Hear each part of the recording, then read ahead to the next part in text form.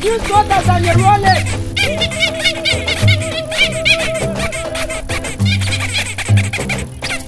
Bobby, again!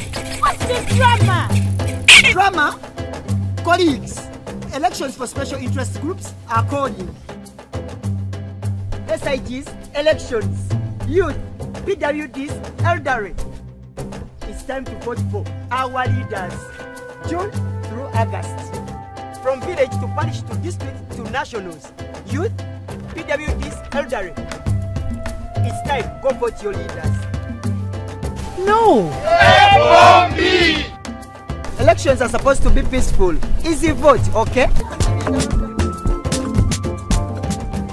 Youth, elderly, and persons with disabilities. It's time to choose our leaders. Let's show up and participate in the special interest group elections. Starting June through August this year. Your vote, your voice. My vote, my voice. This message is brought to you by the Uganda Electoral Commission. Ebikumi n'ebikumi by'abakkiriza olwaleero beeyiye ku kifo e Namugongo okukuza olunaku lw'abajulizi olukwatibwa buli 3 Ogwomukaaga buli mwaka. Essaza ly'e Lugazi erikulembedde entereeza y'omwaka guno wali ku kigwa ky'abajulizi ekya Ekereziya e Namugongo. Wabukeredde ng'abalamazi bakyeyiwa ku kigwa kino wakati mu by'okwerinda ebibadde eby'amaanyi. Ssaawa nga zikunukkiriza okuwera ennyiriri zitandise era bwe ziweredde ssaawa 4 ekitambiro kya mmisa ne kitandika. Omusumba w'essaza ly'e Lugazi Christopher Kakooza mu kuyigiriza kw'essira alisimbye ennyo ku kunyweza essuubi ng'abajulizi ba Uganda bwe baakola era n'asaba abakristu obutatereebuka bulijjo. Singa mubeera n'okukkiriza ng'okw'akasiga ako akatono akakaladdaali anti ke kasinga obutono mu busigo bwonna obuvaamu emiti naye bwe kamera kavaamu etti eddene. Singa tulina okukkiriza okwo tusobola okulagira omuti omunene ne gusiguka ne gwesuula mu nnyanja. Abooluganda abaagalwa, okukkiriza kwaffe kutono. Omusumba Kakooza asabye bannayuganda okwagalana n'okusaba Katonda azze bujja obulamu bwabwe bulijjo. Bannyabo abalamazi ab'essuubi, okulamaga kye kiki? Okulamaga lwe lugendo olw'okukkiriza olukolebwa omukkiriza okulaga mu kifo eky'okukkiriza okunyweza okukkiriza. Ekyo kye tukoze olwaleero. Mu misa eno ssentebe w'olukiiko lw'abasumba era omusumba w'essaza lya Kinda Mityana Joseph Anthony Ziwamu atongoleza ne Bibbuliya enkatoliki ey'enjawulo ekoleddwa okujjukira abajulizi ba Uganda abatuukirivu. Ye Pulezidenti Museveni mu bubaka bwe bw'atisse omumyuka we Jessica Lupo asabye abantu ba Katonda okunyweza kye balina era n'abasaba obutalinnyirira ddembe lya kusinza eri abalala bwe batakkiriziganya.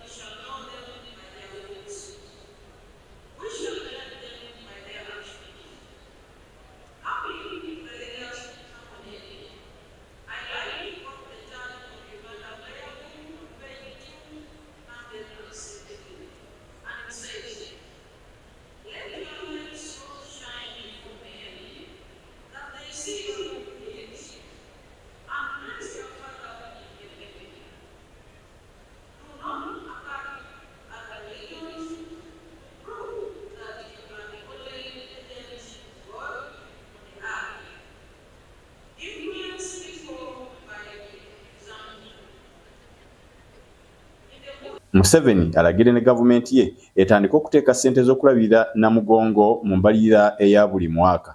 Abalamazi ab'enjawulo aboogerako ne Beg Media batubuulidde bwe bategeera olunaku lw'abajulizi luno. Okugamba okusaba Mukama atukkiriza okuddamu okulaba oba tuzibula amaaso.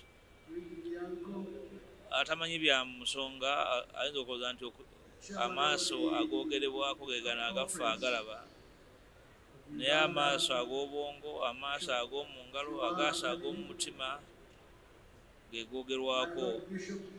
Resilience, courage, obuvumu bwe abajulizi bwe bayolesa tuteekeddwa okubukoppako, okubeera inspired, okubeera nga tubwenyumirizaamu ate era naffe ne tusobola okubwolesa. Mpozi leero enjiri ya leero ebadde egamba nti abasiga mu bulumi balikungula mu ssanyu. And I'm impressed by the transformation this place has undergone, the infrastructure improvements.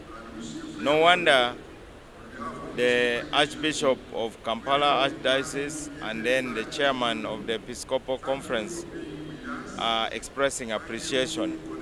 Abalina essuubi ngatte dinamboze ndi musanyufu nnyo okuba nti bw'otaba na ssuubi omuzungu era abantu abayitawo naye nze ndi wano negasse ku bantu abali wano okulaba nti ebiri mu ggwanga kati olw'okuba tebyawukana na byaliwo ddi ensonga lwaki statement eno ebadde nkulu nnyo okureflectinga ku bulamu bw'abantu abawaayo obulamu bwe kwebyo bye bakkiriza nga tosobola kumuwa nguzi ya bulamu bwe nga mwetegefu okubuwa nayo okusobola okutulungamya ku kyokkola.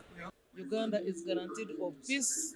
Uganda nejaguza Ruhanga nebikorwa bya Ruhanga na weki ebi mu busingo obuturumu. Mwebale kujjumbira, mwebale okwagala Omukama n'okukkiriza. Tufuna eggwanga erimu okukkiriza yenkulaakulana n'obumenyi amateeka bukendera abantu bongera okukola boogera okwagalana empisa mu ggwanga byokka byebulamu. Twagala akalulu ak'emirembe, akalulu ak'ekisa, akalulu akagatta abantu sooza akawulamu n'abantu baffe obulamu obulungi. Tusabye abajulizi batusabire batubonereze tuyite mu 2025 mirembe ate nga President Museveni naffe yatuzeeyo okuweereza abantu. Time I've been to Uganda. It's beautiful. I have a charity supporting the Diocese of Kisana Lawero. I love the youth. I love Uganda. Thank you very much. Overwhelming, but beautiful. You just feel the grace is flowing. Where are you from? Michigan in USA. Oh. Okay. How is the heritage here? Better than the United States. What do you remember about this celebration? The colors, the music, the joy, the energy. From America, yes. Okay. Yes. Is it exciting? It's very exciting. Okay. Yeah, it's so exciting. I visited last year before the Martyrs' Day when the shrine was empty, and this is just amazing to see it full. Okay. So such a blessing to be here to celebrate this special day. Okay. Misa y'omulundi guno yeetabiddwamu abalamazi abavudde e Malawi, Zimbabwe, Rwanda, Tanzania, Sudan ne South Sudan, mpozi n'abo abavudde e Bulaaya ne mu America. Kyene Noah, William Lwanga, Beg Television.